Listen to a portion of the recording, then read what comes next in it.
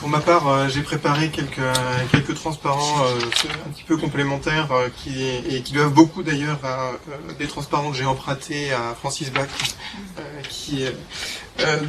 dont le retour d'expérience m'a beaucoup aidé dans la préparation de mon projet ERC. Donc ce que je vais faire, c'est décrire un petit peu, revenir sur certains aspects des étapes de préparation, et puis donc discuter de quelques aspects qui me paraissaient importants. Je peux peut-être passer au transparent suivant.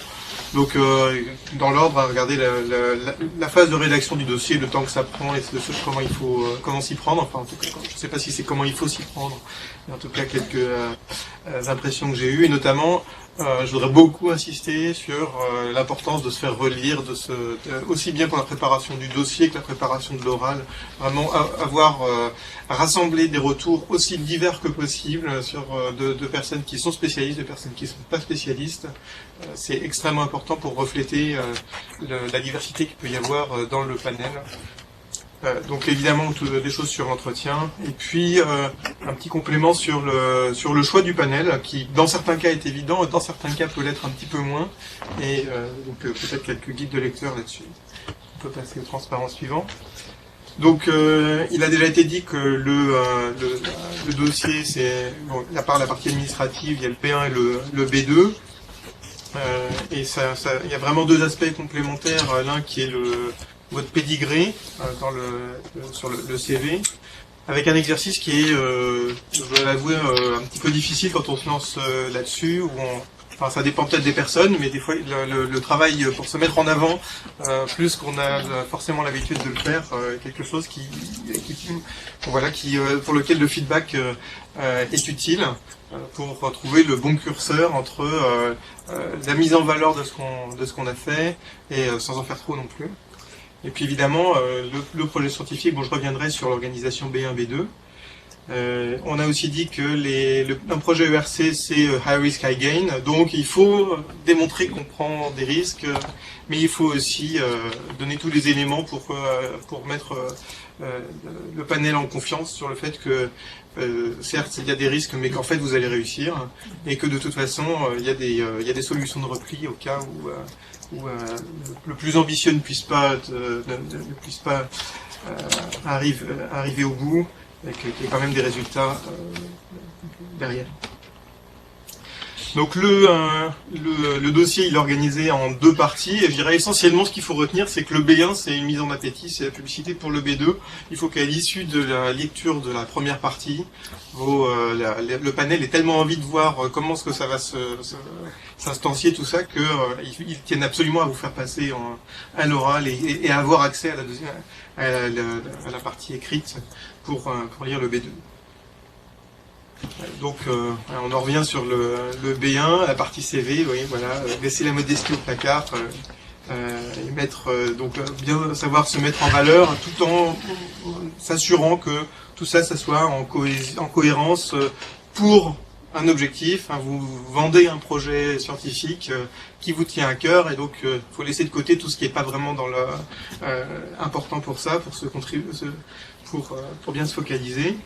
Et puis, déjà, dès cette écriture, prendre en compte le fait que le panel et les relecteurs vont avoir différents degrés d'acquaintance scientifique avec ce que vous connaissez. Donc, ce n'est pas un article scientifique, il y a des experts, il y a des non-experts, et puis il y a aussi une espèce de gradation dans la vue d'ensemble, la grande vision, quelques éléments accrocheurs sur les détails, pour qu'on sente que vous n'êtes pas non plus simplement un beau parleur en train d'expliquer les grands enjeux d'un domaine sans avoir le concret à donner. Alors, ici, là, j'ai repris le premier et le dernier transparent de mon exposé, donc on part là plutôt sur la partie orale, mais qui reprend quelques éléments, la vue synthétique du CV. Donc là, se mettre en valeur, c'est être synthétique, et j'ai mis en violet en dernier l'élément novateur le dernier élément dont j'espérais qu'il pourrait faire la différence, un prix à mettre en lumière pour l'oral ici. Donc c'est pas la peine de passer sur tout l'exposé, mais également à la fin, donc le message qu'on essaye de laisser, de garder, qui est à la fois une vision d'ensemble et puis des points un petit peu spécifiques sur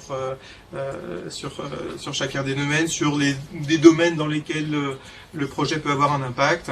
Et quelque chose qui, je crois, compte beaucoup dans les projets ERC, c'est qu'il y a cette notion pour les starting grants et les consolidators qu'on va monter, que c'est pour démarrer une équipe, voilà, faire prendre son envol à une activité, donc un petit point là-dessus. Donc je voudrais maintenant revenir sur l'importance des retours, et ça se passe vraiment à toutes les étapes. C'est-à-dire que dès le moment où on commence à avoir une idée en tête et à se dire tiens, peut-être c'est une idée qui pourrait faire l'objet d'un projet ERC, le germe même de l'idée commence déjà mérite un petit peu de discussion.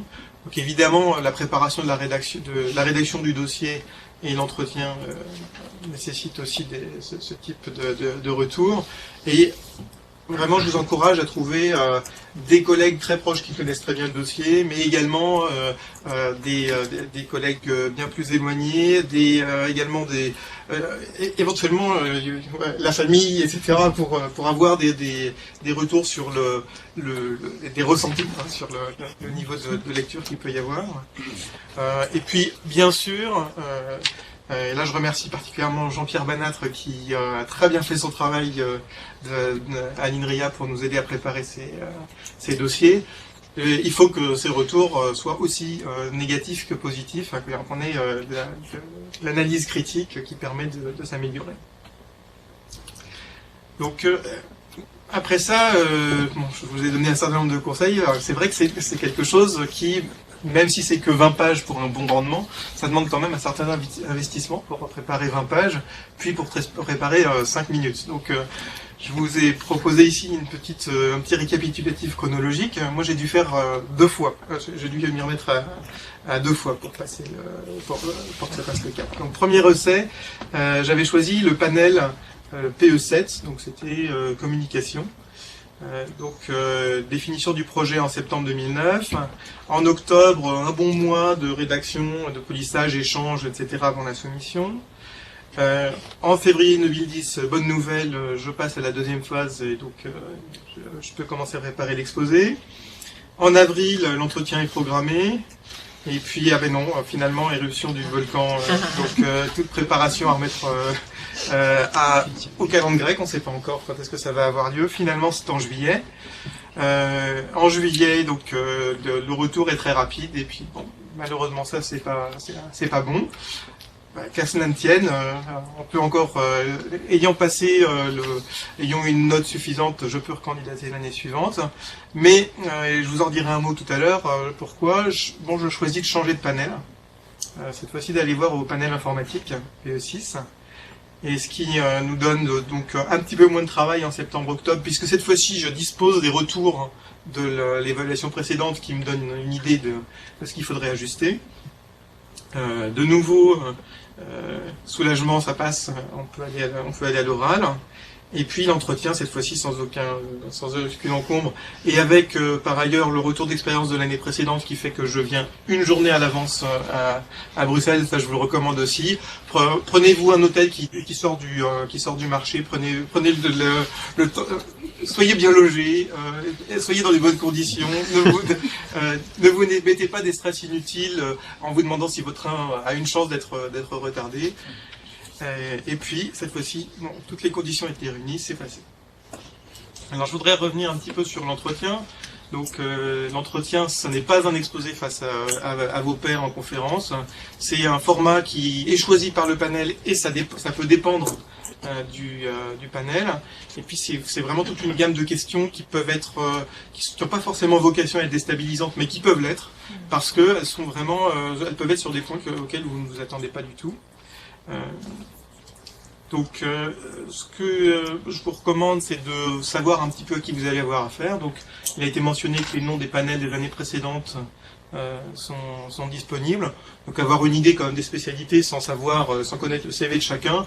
Éventuellement avoir aussi une idée finalement des visages des personnes pour repérer vaguement quand il y a des questions d'où elles viennent, ça peut aussi être utile. Mais surtout, il faut préparer un exposé en fonction du public auquel on s'attend. Et puis en pratique, répéter, répéter, répéter encore, répéter dans le train, répéter, tout en gardant un petit peu de fraîcheur pour le jour J. Alors pour la préparation de l'entretien, ce qui est un petit peu difficile, c'est que vous n'avez aucun retour sur la partie écrite avant l'entretien. Et par ailleurs, moi j'ai été un petit peu déstabilisé lors de mon premier passage, c'est que selon le panel, on peut se retrouver avec un format de présentation qui n'est pas du tout celui auquel on est entraîné d'habitude. Moi, j'ai l'habitude de faire des présentations en conférence, comme un certain nombre d'entre nous, où on a un quart d'heure, une demi-heure, etc. Là, la surprise, la première année, c'est pas de par an, un paperboard, 5 minutes, et ensuite 25 minutes de questions de tous azimuts de la part du panel, dont certaines questions qui, en l'occurrence, avaient concerné le budget, mais votre salaire, il n'est pas un peu élevé. Bon, le président du panel a rapidement recentré les questions, disant que c'était pas à moi d'y répondre, que c'était l'institution haute, mais il n'empêche qu'une fois que la question est posée, elle met une certaine ambiance dans la discussion. Donc voilà, la première année, je ne sais pas quels étaient les éléments qui ont fait que ça n'a pas marché, mais en tout cas, la situation, le mode d'interaction avec le panel m'a encouragé à me renseigner un petit peu et à réfléchir pour le deuxième passage. Et donc, deuxième passage, j'ai choisi le panel informatique parce que ma discipline, le traitement du signal, est un peu à interface de plusieurs domaines. Cette fois-ci, c'était un format plus standard. 15 minutes d'exposé, 10 minutes de questions, donc ce qui se répète un petit peu différemment. Donc il faut s'attendre sur le panel à être seul devant une quinzaine de personnes dans une grande salle. Et puis voilà, ensuite vous avez répété, vous êtes prêt à répondre aux questions, et puis ça peut bien se passer. On peut passer à la suite. Alors, je crois qu'il y en a encore, on vient d'en sauter un. Oui, donc ici, c'était juste pour mon cas particulier, il y avait 3 panels possibles, et finalement, donc, la composition du panel, voir les retours d'expérience de différents candidats qui ont pu être dans les panels qui peuvent vous concerner, ça peut vous aider à choisir. Bon, pour conclure, hein, donc, comme tout à l'heure, donc le RC, bon, c'est à la fois, on est motivé parce que ça va nous donner un financement et le moyen de faire de mener à bien un projet qui nous tient à cœur, et puis c'est un petit peu plus que ça.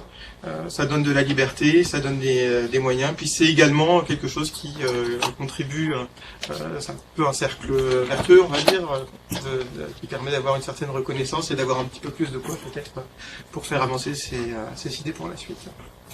Merci.